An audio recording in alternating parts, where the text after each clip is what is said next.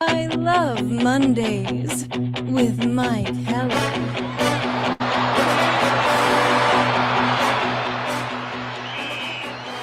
Broadcasting live from an undisclosed bunker in the Badger State, this is I Love Mondays with Mike Heller. Powered by determination and a little bit of duct tape. Here's your host, Mike Heller. Okay, so here we go in on a Tuesday. I've been looking forward to this Tuesday because it's Superfan Tuesday. I like having a co-host in here. So we get started on this, and I'll introduce a guy that you met a few weeks ago, but then you probably forgot about him, which I understand.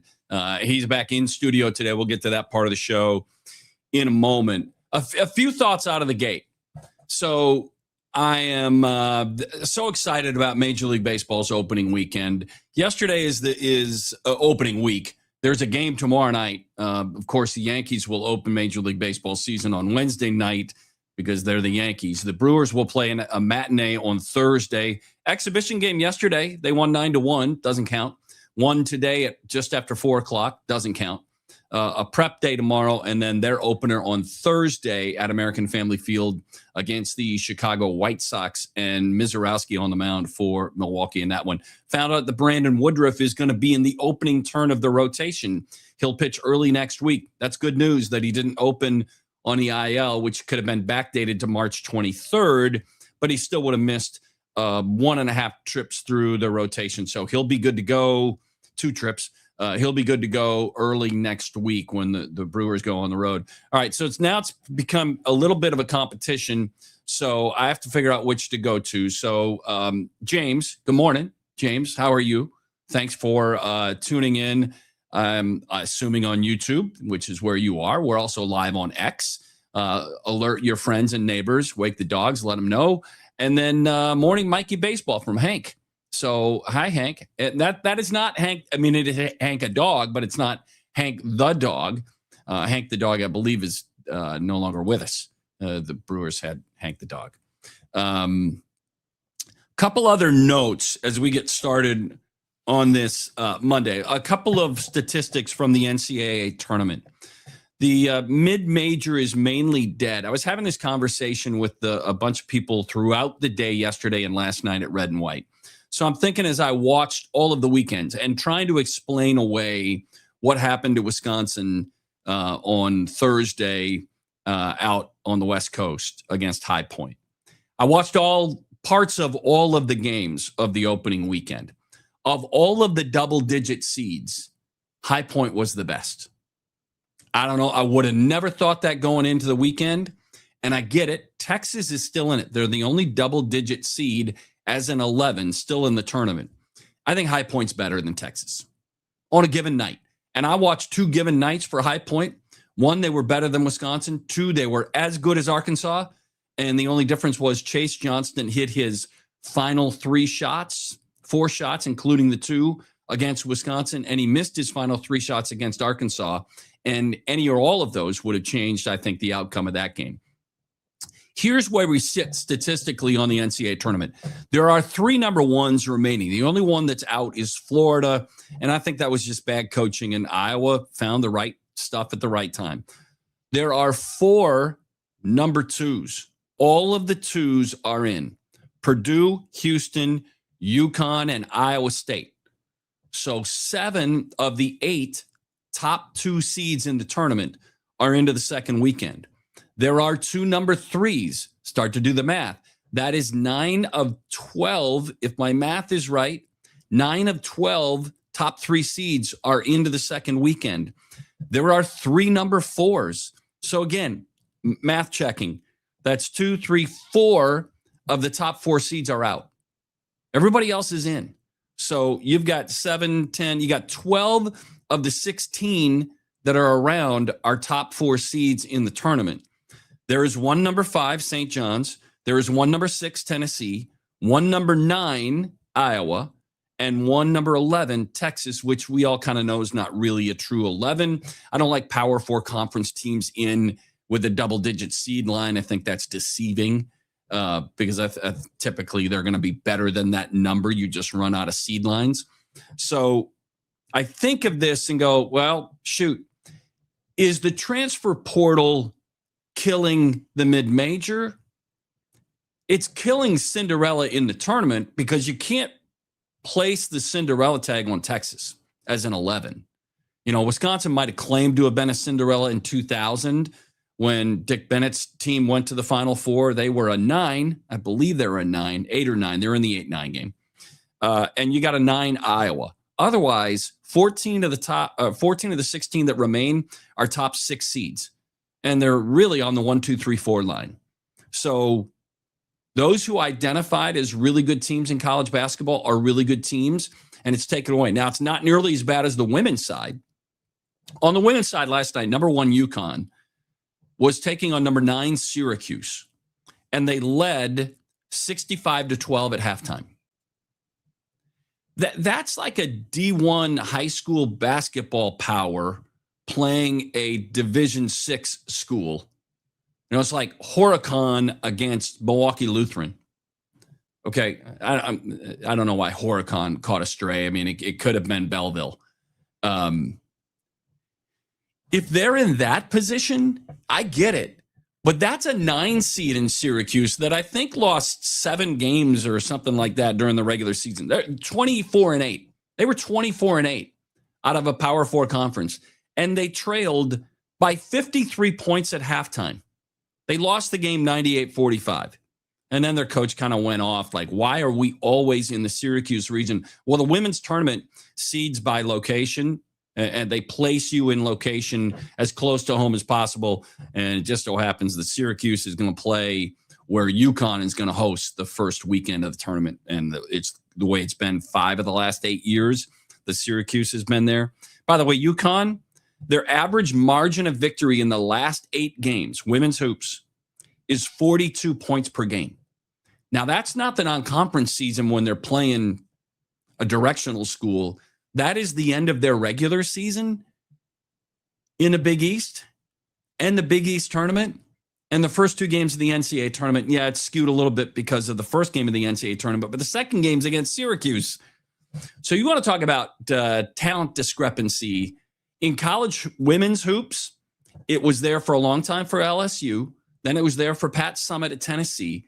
And then it was there for Gino Auriemma at UConn. He got tired for a while. And then from 2016 to last year, didn't put the outstanding teams on the court for whatever reason.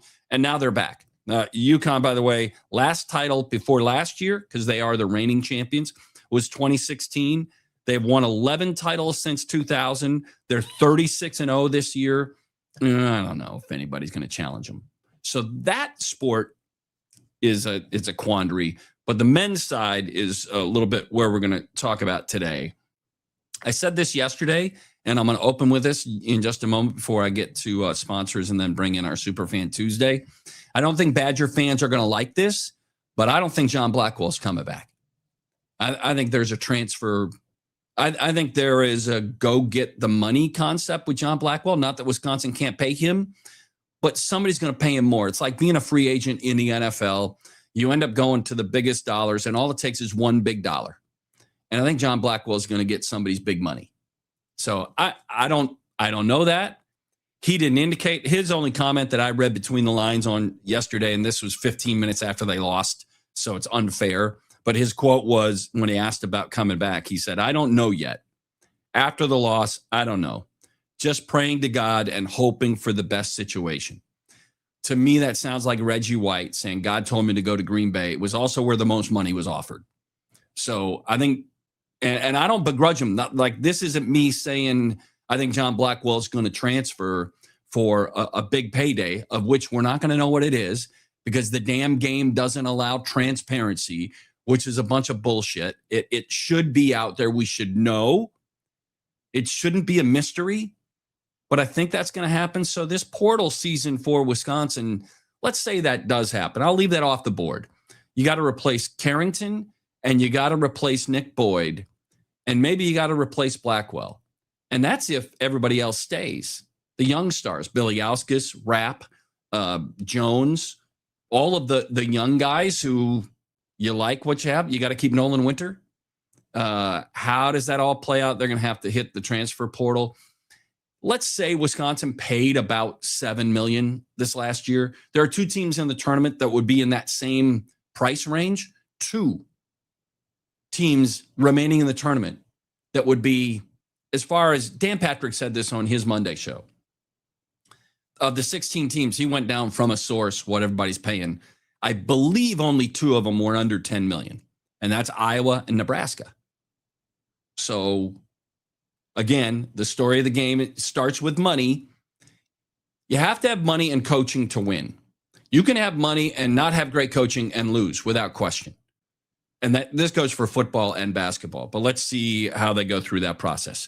So we welcome you aboard. I want to thank our sponsors because without them, we're not doing this. So I want to say thank you. And when I say thank you, I'm also asking you to support our sponsors as you support this show. So check out M3 Insurance. That's m3ins.com. I Love Mondays presented by M3 Insurance. Proud to serve clients across the country with world-class expertise and individual attention tailored to your business. No compromises, no matter what. With M3, you get it all.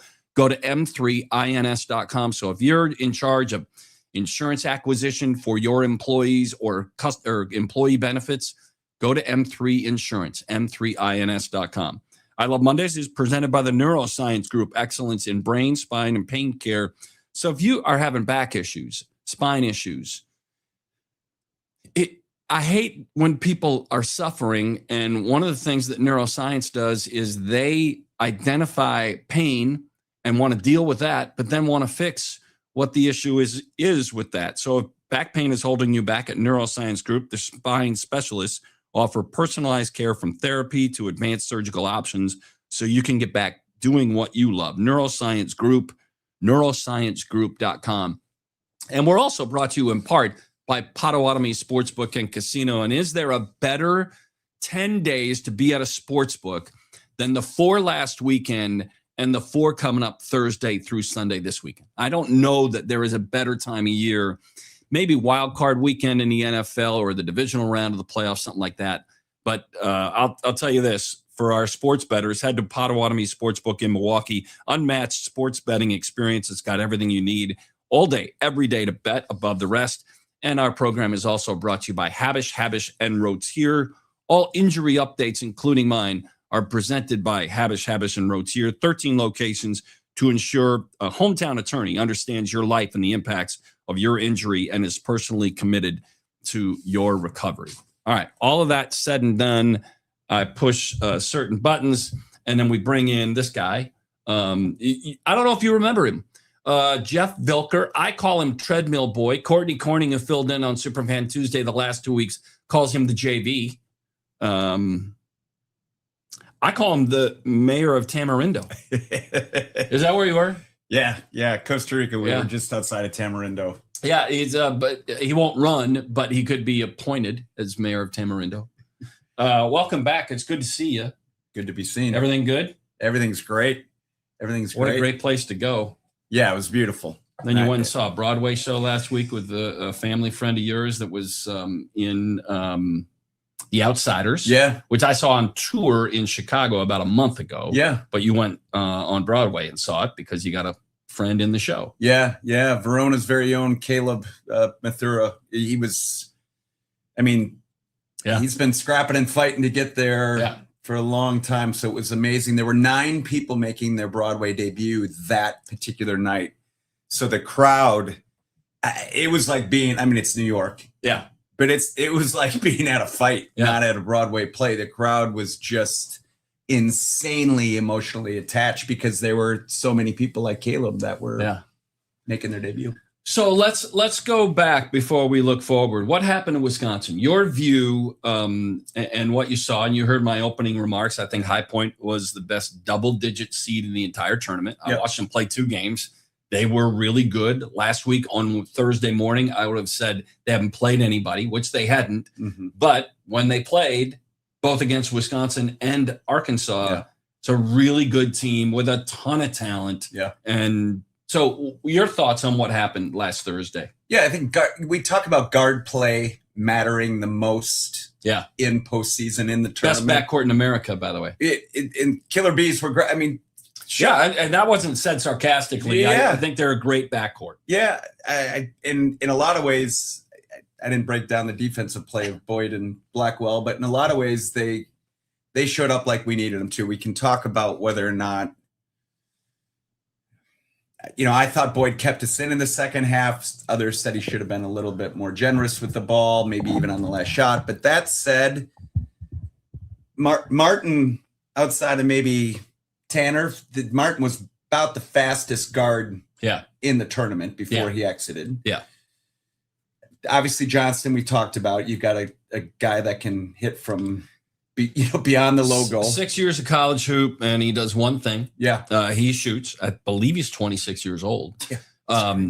He just shoots, and he's got a ridiculously quick release. Yeah. His first three, the one that came in transition, off of, by the way, and people are going to forget about this, that comes off of a Boyd miss at the rim that Boyd put too much English. He went to the right side of the rim, but he shoots everything left-handed, and then spun it, and it spun off, and then they left the ball in transition just inside half court.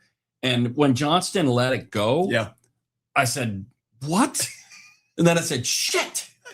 A moment later, when it went in, it's like, what he hit that one, and then the one on the left wing rubbing off a screen, and the one in front of their bench rubbing off a screen. He was not unguarded. Like, I didn't look at it and go, how did Wisconsin lose him? Yeah. They didn't lose him. Yeah. They were on him. Yeah. He made all three. And I said earlier, he had the same, not the logo shot, but he had the same three type shots against Arkansas, and he missed all three of them. Yeah. If you missed one of them against Wisconsin, the Badgers were going to play the Hogs on Saturday. 100%. Yeah. It was like a game. It was hot potato. The ball was out of his hands before he fully had his hands around it. It was, and then shitty. Fletcher off the bench. Fletcher, there's 6 man had Fletcher and Aquino both were great two, not just one game. Yeah. Fletcher was excellent against Arkansas as well.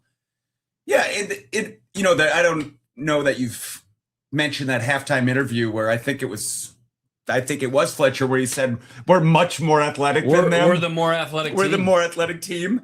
Where it was like, fuck you. I agree. Wrong. I agree, but he ended up being not wrong. And he ended up being not wrong. It's one of the things, I brought this up yesterday. Let's kind of dive. Do you have more on what happened on Thursday, or can we play it forward? Yeah, I mean, I think it's been talked about the right amount. So there's a way to look at this. Back when I used to do the show with John Audius and Phil Dawson, they collaborated. Okay, so we're talking about 15 years ago, but they looked at Final Four teams. They looked at teams that played on Monday night, and they said there was a common thread on teams that played Monday night. They had 2 draft picks. So there's still another question that's out there on Wisconsin. They have done Greg Gard and his staff. And by the way, let me do this. Let me look into camera one. All right. So Greg Gard and his staff do the right things, and they do things that you don't know. They're the ones going out to get the money. Now, some of the money is there, but I remember having a conversation with somebody affiliated with the program a couple of years ago, and they said, like Bill Self at Kansas, or when Cal went to Arkansas, they're told, this is how much money we're going to get for you. We don't want you to go get your own money. You need more, let us know. We'll figure out ways. At Wisconsin, Greg Gard and staff have had to go out and get the money, and they do it. So one of the reasons, if they were in and around $7 million this year in payroll, one of the reasons is that they went out and got a lot of it. They went out and got some of it. I don't know what that percentage would be. So I just want to make that point that a lot of people don't understand. At Blue Bloods, Kansas, Arkansas, Pope at Kentucky, if he's still there, North Carolina, if he's still there, that money is provided. At Wisconsin, there is money provided. I don't want to say Wisconsin's not doing their work, but Gard and his staff, especially initially, 3 years ago, 2 years ago. They had to go get it, and they went out and got AJ Storr, who ended up being very good, not an NBA guy. Then they went out and got John Tonje, who nobody really knew about because of injury, and he ended up being fantastic. Sort of in the NBA, two-way deal, but not a NBAer, right? Correct. This year, Nick Boyd, they won Nick Boyd by paying more than North Carolina. Hello. I mean, I know you got your North Carolina blue on. Right underneath. Yeah. But they outbid North Carolina is how we understand it. Nick Boyd's not a draft choice in the NBA. I don't think. We're going to find out.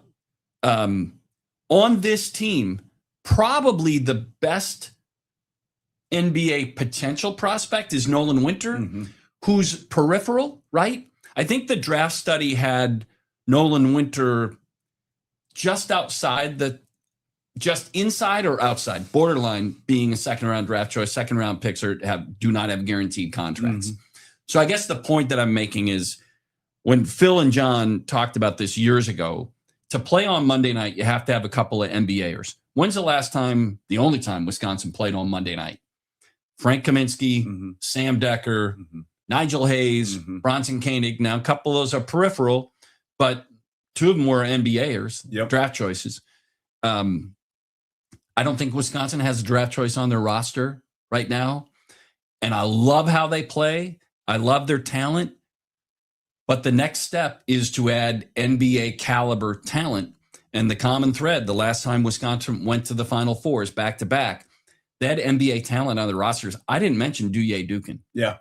And Douye Dukin, people forget, he was an NBAer. Yeah. So is that to me, that's the missing element. I think Greg Gard is a fantastic coach. I don't know which words to put in front of him. Great coach, fantastic coach, whatever that part is, because, the fans who want to live in the after selection Sunday statistic, they've got the floor. I mean, I can't argue, nor can the program argue about success after selection Sunday. It's been 9 full seasons since they played into the second weekend. I don't know exactly what that is, but to me, one of them is, do you have NBA talent on your roster? And the answer right now is still no, and that's money. Yeah. Right? Yeah. I filibustered there. I'm sorry. No, Yeah, I think what gives me hope and the interesting part about this discussion is there's now more than one way to get that NBA talent on your roster. Yeah. There's the portal, and then there's just draft and develop or recruit and develop. Yeah. And I do feel like we're much better positioned on the recruit and develop. We're running a more interesting offense. As long as we have athletes, we will continue to run a more interesting offense that's more attractive to a kid coming out of high school. And there's more money seemingly coming in. And by the way, to back up a second, how tough of a job does Gard have in that he's got identified talent with his staff. He's got to go get it. And he's got to fucking fundraise. Yeah. I mean, that is exhausting. Yeah. And I do know we're in a different place now where hopefully that part of their job has been diminished and they can focus on what we need them to do, and that's win. Well, and the 7 will probably go up. I mean, I would think 7 goes to 10-ish next year.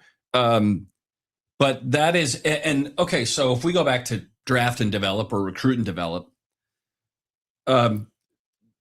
Tyler Hero was coming here. That's what we couldn't think of last Friday. And then he went to Kentucky, and it cost Wisconsin both Tyler Hero and Tyrese Halliburton.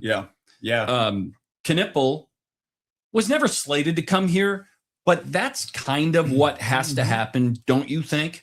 Is that when Wisconsin produces an in-state high-level talent, that one of them stays? Okay, so I'll go back to 15-16 or 14-15. Sam Decker was that guy. Frank Kaminsky was not. He was from Illinois, and he wasn't that high-level talent. Brian Butch was. So you can go back a few times in the cycle. Bronson Koenig was. So when we go back to that run of players, a guy like Nigel Hayes was overlooked in Ohio. If Ohio State wanted him, I think he was going to Ohio State. They looked by him. Yeah. Okay. He ended up coming here, ended up being a great player. Sam Decker could have gone anywhere. Sam came here. Tyler Hero could have gone anywhere and was coming here until Kentucky ponied up last minute and said, hey, come wear the blue. Mm-hmm. And somebody just sent in that Kentucky this year was listed to have spent between $20 and $22 million on their roster. And now their coach is in trouble. How'd that work out for you? Yeah. So Wisconsin produces some great talent, high school talent, NBA caliber talent. Knipple, crazy. And there's like 11 younger brothers, right? So we just saw them with Milwaukee Lutheran over the weekend, Wisconsin Lutheran. That's another part of the equation is that when Decker and Koenig came, the current Wisconsin recruiting cycle has to get one or two of those guys that have gone to Kentucky or to Duke to say, hey, I'm going to stay here. I'm a Badger. Yeah. Yeah, and I know we're a statewide show, but we've lost that in-state talent to Marquette just as often as we've lost it to a while, right? It has been a while. Sorry, Marquette, it's going to be a while longer, in my opinion. I just think our program is in a much better place than theirs. And again, I think we're playing that exciting offense. So we're talking about Vander Blue and Jerron Mayman. Is that how long it's been? I think so. I don't think we've lost another player that well, the Hausers. Yeah. Yeah. Right. So, which was a transfer situation for. Well, initially it was a recruit situation. You didn't get the older brother. I don't think he was offered. Yeah. And then the younger brother, I don't know which one's which. Sam, the younger. The younger brother didn't come here because older brother wasn't offered. I think that was a real situation. Yeah. And then on the transfer, I think there was a game played because I had heard the day before that both were coming here. Yeah. And then a day later, they split and go to Michigan State and Duke, right? Michigan State and was it Duke or North Carolina? It doesn't matter. Yeah. But the point is. But my insider says Blackwell signing with us to bring that back up, which puts me clearly in the blast zone for my first attempt at breaking. I am your insider says Blackwell staying. My insider's insider, who I love. My insider, he's not done me wrong before, but he's going off his insider, which makes this feels like 2 layers deep. This feels like I could get bitch slapped for this call, but so I hear GB's coming back. I'm just on spidey senses, right? I read between those lines, just praying to God, hoping for the best situation. I think he's going to go grab the biggest bag. If the biggest bag is here, then that might be the deal. Agreed. But okay, so we'll keep an eye on that. The portal doesn't open until after the tournament is done, and then it's open for a shorter period of time than in the past. Yeah. So that's going to be interesting. This will be unpopular for some Badger fans. I loved the season. Yep. Okay. It had fun team. It had adversity because they got bitch slapped by Nebraska and BYU and TCU, and they lost a game at Oregon they had no business losing. Indiana, Ohio State, which was better than they were when we lost to them. Yep. All of those are in play, and then a first round out in the tournament. I get it. Yeah. But I watched the whole season, not just last week. And some people are just going to watch last week. And I get it. I'm not telling anybody how to fan in that way. But I thought this team was a lot of fun to watch. And they had very high hopes. As a fan, I had very high hopes, and it didn't get achieved. That part sucks, right? So we talked last week with Courtney. I talked on Superfan Tuesday last week that I thought the season was a B or B plus. But if they lost, that would drop a full letter grade because the final exam is at least 60% of the grade. For some people, it's 80% of your grade. And I don't want to take a class taught by that person. Where the final is 80% of your grade. I want to grade the whole thing. Because we can do the same thing The Packers season last year, when they were 9-3-1, they were trending towards an A. Yeah. When they finished and lost in Chicago on the wild card weekend, the season finished at a C-. When the Brewers won 97 games last summer and then beat the Cubs in the divisional round of the playoffs and made it to the National League Championship Series, the season is grade before they played the LA Dodgers is an A+. Mm-hmm. You won the most games of any team in baseball, and you vanquished the Chicago Cubs. I hate the Cubs. Amen, brother. Right? So that's an A+. And then they flagged their final exam in the NLCS by getting swept by the best team that money in baseball has ever put together. But they got beat by the Dodgers. To me, it changed it from an A+ to an A-. Yeah. Some people might look at it and say, unless they're in the World Series, it's a C. Yeah. Okay, I don't want to take that dude's class. No, and don't you think every sport matters? And let me try this on for size with you. Yeah. Don't you think the more regular season games there are, the more relevant the regular season is vis-a-vis the postseason? So in baseball, we are entertained for months and months and months over the course of 162 games. Right. If you don't put a fair amount of that grade into regular season, you're full of shit. Yeah. It's like, I don't sit here end of March until October twiddling my thumbs. I am in. We are in as fans. So I'll flip to NCAA basketball. There's 31 regular season games. That shit matters. Yeah. And there's excitement throughout that whole regular season. Now, as a Wisconsin through and through true blood fan, does it just tear my heart out of my chest and rip it in two when they lose? Yes. Yeah. I mean, 100%. Football, two things. One, Green Bay goes to the playoffs. That's what we do. Since 1994, 95, when we started we go to the playoffs. So absolutely, as a Packers fan, I love the regular season. I'm entertained by it. I want to see the rivalry games. But it is all about, I will say, with the Green Bay Packers, I'd put 70, 80% of that grade on postseason play, but not with basketball and baseball. Yeah. Sorry, I am, sometimes I'll get distracted and send out a tweet. So here's where I'm going to do this. I always like to do this on, just the one shot. Yep. So if you're watching right now on X or YouTube, we're live at Monday through Friday at 10 a.m. live on Twitter or X at Heller Sports or on YouTube. And you just hunt that up by going I Love Mondays with Mike Heller. Okay. So if you're watching live, thank you. If you're watching live and you like what you're watching, or if you don't, tell some friends, have them subscribe, because that way it shows up on your feed in real time when it happens. Or if you're listening later on wherever you get your podcasts, please share the word. This is when iHeart let me go last September, and then I had to wait on the non-compete this 6 months.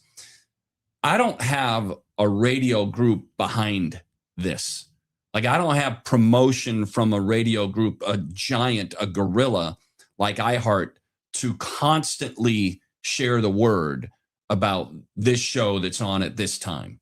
So it's not begging, it's asking for your help to share the word. I was on Grant Bills's show yesterday, and I go on with Josh in Milwaukee on his morning show with Trevor Thomas and Josh Albrecht on The Fan in Milwaukee. I do that in part because they're friends of mine, but also to kind of promote this. So I'm asking you to carry the torch if you can. Let some friends know. Let others like sports-minded people know. I don't want just people that are going to agree. I want to disagree. I don't want to disagree that's not organically, but I don't mind disagreements. I like debates. People who don't like me know that I like debates because they think when I get into a debate, that, you always think you're right. Can I ask you a question? When's the last time you got into a debate or fight about sports that you didn't think you were right. Yeah, I don't go into that stuff not knowing I'm right. Yeah. Even when I'm not right. Right. You still believe you're I'm right. right. Yeah. Absolutely. And later on, maybe I have a more open mind to it after I've thought about it, or, you revisit it after everything's played itself out and you go, yeah, I might have been wrong on that. But in the moment, I didn't think I was. Have you ever thought you were wrong when you got into a fight other than at home? Show me someone that thinks they're going to lose and I'll show you a loser. I mean, and that's not a reference to the B team, Courtney Corning, also known as CC, at all. Courtney's a winner. Wow, you just BT'd him. Hey, listen, He's a B team. Yeah, he JV'd you. That's fine. CC can call me whatever he wants. I look at this and we have had more than our fair share of heartbreak in playoffs and tournaments, right? Yeah. I can go back to Wisconsin getting beat by Kentucky on an Aaron Harrison 3 in North Texas that he hadn't made one all day, and it's a bad shot because you're only down 2. It's a bad shot, and he takes it anyway, and he made it. And I go back to that. I could go back a year later and just all of the things that happened second half, the change in foul calls. Yep. The guard who played for the Bucks that I don't like to talk about. Fuck you, Grayson Allen. That was heartbreaking because, up 9 with midway through the second half, you're thinking the unthinkable is about to happen. Yeah. That Wisconsin could cut down the nets. That's heartbreaking. Their heartbreaking losses the first 2 years of Guard taking over the program and then getting beat by Notre Dame in the Sweet 16 in a game that they had some control of with less than a minute to play and had uncharacteristic two turnovers that ended up costing them. A year later on the Chiozza running 3 at Madison Square Garden, of which Wisconsin is winning by 2 with not enough time left, and a running 3 buries you there. We can talk about 2014 Packers. You can talk about the Brewers and the home run from Alonso. You could talk about, all of it. Yep. We've had our fair share of heartbreak. On the other side of it, Jeff, we've had our lifetime a tremendous run. Huge run. When you talk about what has happened in Wisconsin since 1990, that's the emergence of Wisconsin football with Barry. It's the emergence of Wisconsin basketball, first with Stu Jackson, but then with Dick Bennett and Bo Ryan, and now with Greg Gard. Marquette had a run in there that they have been to. Did they get to a Final Four? I think they did. They did get to a Final Four. Then they got hammer squashed in that Final Four. Yeah. And then this run of success for the Brewers and Packers all begins in, for the Brewers, it's more in the 2000s, late aughts, and then 2010s and 2020s. For the Packers, it begins in the mid 90s. And since then, they just haven't abated. Like they've been there all the time. But just the 2 Super Bowls, which is disappointing. And I get it. It is. Yep. No World Series. I get it. The Bucks have won an NBA title, but now they are receding. And Giannis is, to me, like, did you see the line on Adetokounmpo last night? Bucks lost 129-96. Elimination number from Charlotte is 3. The Bucks are now 29-42. 11 games to play. Adetokounmpo played 8 minutes last night. Had 2 rebounds, 2 assists, and didn't score. Thanasis Adetokounmpo. I was going to say. Giannis didn't play. And I don't think, there's a huge, this. Yeah, they want to shut him down. He doesn't want to be shut down. Right. Which the guy's a stud. It's been a great run. I think we've got time to talk about that topic another day. But when you think of all that success that we're talking about, yes, we're living in from 1990 to now. Yep. That is a golden era of Wisconsin sports that we pay attention to. And I didn't get the golf, of which Jerry Kelly and Steve Stricker have given us so many thrills in that same time period. Both on the PGA Tour and the Champions Tour. Not to mention the amount of majors, Ryder Cups I think you don't just talk about 2 of the greatest guys in the game, and Stricker and Jerry. you also talk about the notoriety, the pride that we as a state get from hosting in relevant tournament after relevant, the most relevant tournaments outside of the Masters have all been hosted here. I have this debate, which I clearly believe I'm right in, with friends, particularly friends that live out of the state, in what they would deem to be more relevant states like Pennsylvania and New York and California. And, Wisconsin has that flyover state reputation. Why would I go there? And I'm like, go ahead. Yes, please don't come here for a lot of reasons. So I understand we're 5.5 million people, give or take a couple 100,000. So small state, middle of the country, all the stuff we know. Yeah. How many states our size, or even twice our size, have the number of pro programs that we have? How many states have the number of beautiful golf courses? How many states have relevant D1 universities in it, right? And we're not even talking about the UW, the wider UW system that includes schools like Oshkosh and Eau Claire. Division III championships are ridiculous. I mean, that's all they do is win, from Whitewater to La Crosse to Eau Claire. So they're like, you're adorable. Like, I'm just going to pat you on your cute little head. Look at you go, you fly. Yeah. Let's just objectively talk about that. Not you and I, but them and I. Like, really? Yeah. Really? I mean, Green Bay's 120,000. Madison's coming up on 300,000. And all we do, Milwaukee's sub 1 million, all we fucking do is win. Yeah.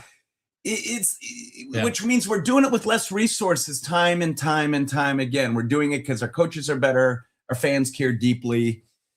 We show up in this state, and Nebraska football is really important because there's nothing fucking near Lincoln for miles. Yeah. And just let me touch on Nebraska just for a second, because what that fan base does. Yeah. Just because there's nothing else there doesn't mean they have to be as good as they are. Agreed. But they controlled the arena at Oklahoma City. Phenomenal. I mean, they were home games through and through. It is my favorite road venue to go to in the Big Ten is Nebraska for college football. Yeah, should be. Penn State it can be enormous, and we're going to play at Penn State this year, which will be fantastic. Columbus is a one-sided affair, and they're assholes, mostly. My dealings, not with the people I deal with, because they're really good people, broadcasters and media relations, all that. But the fan base is arrogant and entitled. And mean at times. Yeah. Iowa, who is very much like us. Yeah. Go to a road football game at Iowa wearing Badger red, and you will find both incredibly nice people, but that can change, walk into the concession stand because they are passionate and can be a little nasty. Yeah. Nebraska is passionate, and they are the nicest freaking people on the planet. They're like Canadians. They are. I had my extended family. My family goes back to 1961 being on campus at UW with almost no. Yeah. There's very few gaps. There's been a Vilker uncle, Vilker cousin, Vilker father, grandfather, sister, daughter, wife, son. And so we've got that, and they all come in for a game from all over the country, and they're in for the first time. We welcomed Nebraska into the Big Ten. I believe their first game was here. First Big Ten game was here. And I made up these ridiculous. Russell Wilson wasn't very accommodating for them that night. No. And I had shirts made up that had a play on cornhole and Cornhuskers, and it was not a nice shirt. Probably not, but you wore it with a smile. And I had my uncles in the shirt. Like, there's 12 of us jackasses running around in these, hey, Cornhusker. And I wanted to take the shirt off 10 minutes into tailgating. Yeah. Because their fans kept coming up to me and go, hey, we're so excited to be here. Your fans are the best. Yeah. And I'm like hiding my shirt that basically is making some ass play joke about their team. I'm like, man, they are great fans. I loved, and you don't hate the Big Ten team that you don't have a long heated rivalry with, and you don't hate the Big Ten team that you've got a winning record against. Right. So I don't have that fervor and hate for them that I do for Michigan, Minnesota, Iowa and Ohio does. State. Iowa does, which is they're going to play. One of them's going to the Elite Eight, which is just, and I think so. I've been probably because of the ass kicking they put on us.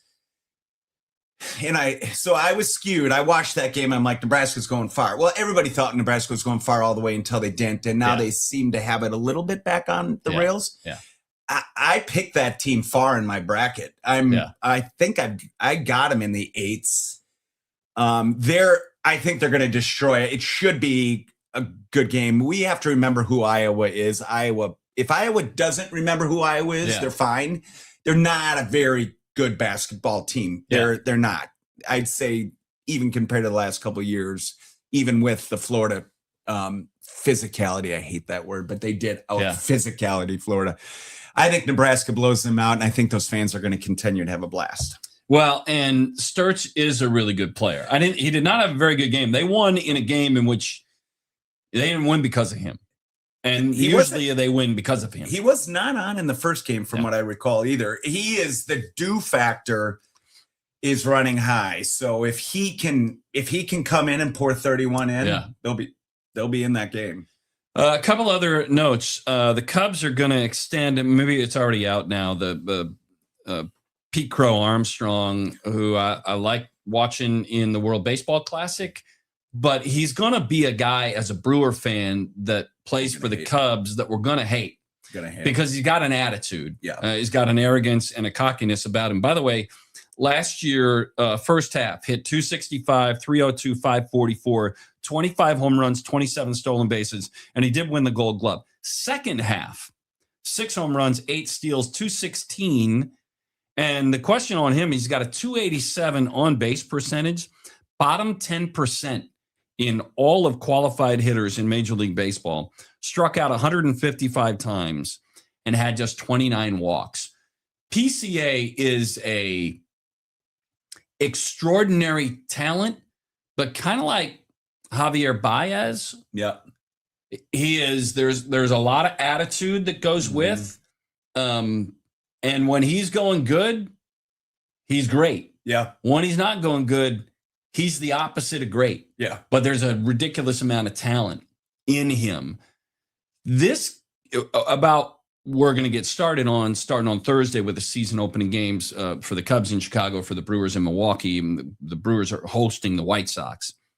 This rivalry is real, and it's spectacular. Seinfeld reference. Yeah. And the same thing with the Packers and the Bears. Yeah. Right now, that rivalry is real and spectacular, and the Bears have the upper hand. The Brewers have the upper hand. Basketball, it used to be Bucks and Bulls. Rivalries in the NBA they come and go in a short period of time. Yeah. You had one with Indiana, now you both suck. The Bucks and the Pacers both stink out loud.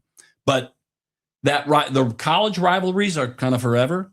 We've got this Bears thing, which is fantastic, and Cubs Brewers, which is fantastic, and I love baseball. Yeah. I love the daily chapter book that is going to be written starting this Thursday.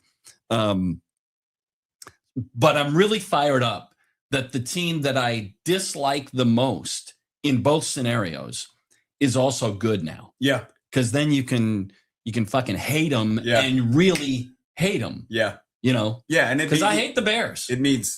I hate the Cubs. It means more. It's real.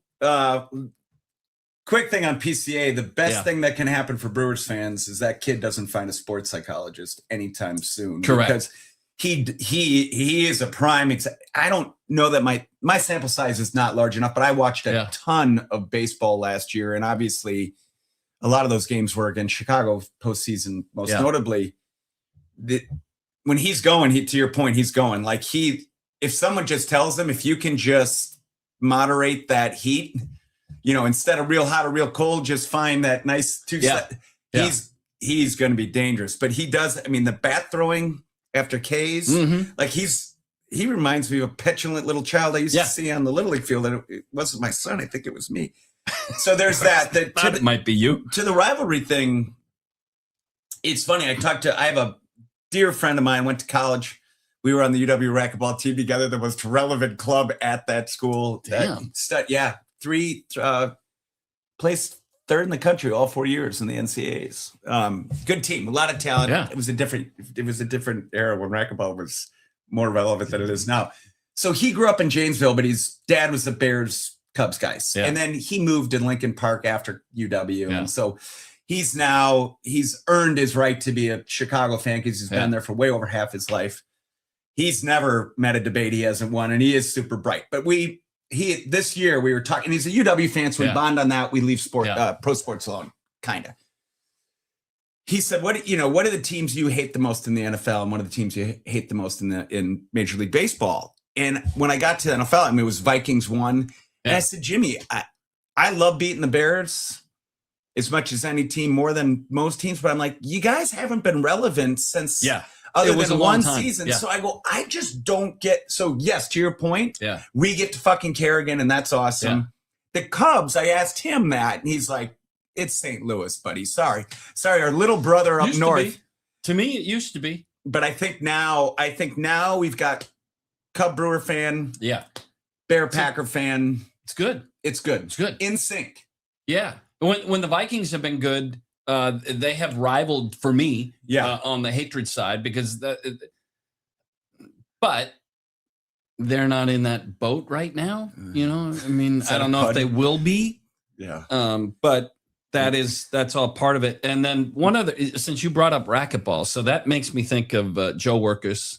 Do you know these names? Howie Grigg, both at Supreme on Madison's southwest side. Yeah. And then Andy Thompson, who played Major League Baseball. Andy is now pastor at a church, Rooted Right. And his wife, Chris, was also a very good racquetball player. And then I think of Alex Weiss. I don't know if you know any of those names. They're all Supreme. Well, Andy wasn't. Andy was the Sun Prairie, that club. Harbor? No. Why can't I think of what? No, he was Prairie Athletic Club. Prairie, thank you. Because Bruce sold it. Yeah, they sold it recently. But those names, and that's when racquetball was ridiculous. I give you a little quick story because it shows you how great some people are. So they'd have this ratings board at Supreme, which is where I played. Because after college, I couldn't play baseball because I worked in television, and television is afternoon, evenings, and weekends. So I couldn't. So I had to find a competitive outlet. So I learned to play racquetball. I'd never played racquetball until after I got out of college, and then fell in love with it. So when I moved to Madison, I was never great. I was good enough. Yeah. So I was a low A player, but the ratings at Supreme, like for the longest time, Howie Grigg was number one. Yeah. So you see his name at the top of the list, number one. And then you see his name like at 13 on the list, left-handed. He was number 13 on the list. He's like extremely ambidextrous, but he was, So every name you named, you know these guys. I've known him since I was 8 years old. Yeah, I grew up playing at Bridgecourt in our just great, Grand Chute, but Appleton. Right. My mom ran the program. I mean, that was the only way I was going to get involved in. I played baseball till 15. Yeah, and then a lack of height, strength, and speed was a real hindrance. Matter. But on a 40 by 20 court, hand-eye and quickness meant enough for me. Yeah. So Andy Thompson, who still to this day is the greatest athlete. Jeff Conine played racquetball, by the way, too. If you remember. Okay. And like I could beat Jeff Conine, and Jeff Conine went on to make a little bit of money. Yeah. So Andy and Jimmy Ellenberger, the kid that I referenced the other day, were the top two, and they were thankfully both below my age group. I was older than both of them. Yeah. Both of them. Andy by quite a bit, 4 years. Jimmy by enough, a year and a half, 2 years. So they competed at the national level every year. I didn't go to nationals until I was 18. Yeah. They were one or two. They used to, and we could do a whole show on this, so I'm going to make this story quicker than I could. A kid named Sudsy Monchek. You can't make this up. Sudsy from Long Island and Jason Menino from New York, just like two mafia kids, were the nemesis of Andy and Jimmy, respectively. And one would get over, Nationals was in Indianapolis the year I went. I watched Andy was up 10-5 in a tiebreaker. So 2 out of 15 or tiebreaker 11. He's up 10-5. And Sudsy gets the serve back and proceeds to reel off 6 crack aces in a row. I mean, this kid, and Sudsy went on to be one of the best pros of all time. So when I graduated from the Appleton West in 1990, Joe had won 9 state championships, and that he's best friend of mine to this day. National championship, won a ton of doubles, national titles with his brother Jim. Maybe once upon a time, his brother Tom. He had a shoulder injury, and he was starting to hang up his career. If Joe couldn't win, he wasn't playing. There's no stronger competitor that I know. So he didn't know me like I knew him, because I was that snot-faced kid watching behind the glass for 9 years. I said, Joe, I'm going to start this racquetball club. Jimmy's coming. We got Todd Hand. We had all these kids from all over the state that ended up at UW at the same time. And you need 6 women, 6 men. And I said, I want you to be the coach. Will you think on that? Yeah. And he said, yeah. He calls me Vilks, but Vilks, I'll think on that. Well, he accepted notes. And it was just like, so we went to nationals all 4 years. 3 marriages and 6 children spawned out of that, including his marriage. It was electric. And the only 2 schools that beat us, Southwest Missouri State, now Missouri State, had a scholarship program. 6 pros. Tim Sweeney was the best player in the world. There was no getting past them. And Memphis State, now I think they're University of Memphis now, had a scholarship program as well. So we only lost. We had to pay. BYU was really good. They never wanted to play on Sundays, and that's when finals were. So we're like, we're drinking Saturdays. You either play us on Sunday or forfeit. And so thank you for all of those. Alex Weiss and I came out of retirement in 2000 when I moved back here in 2004.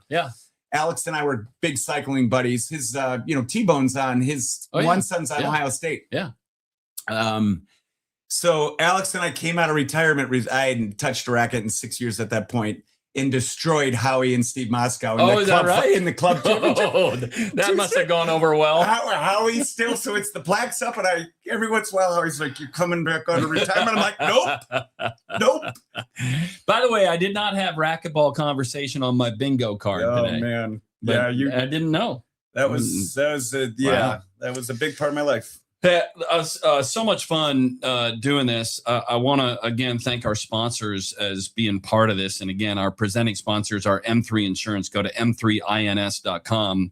M3 leveraging digital product and program solution to protect and serve clients across the country. M3ins.com. Also presented by Neuroscience Group.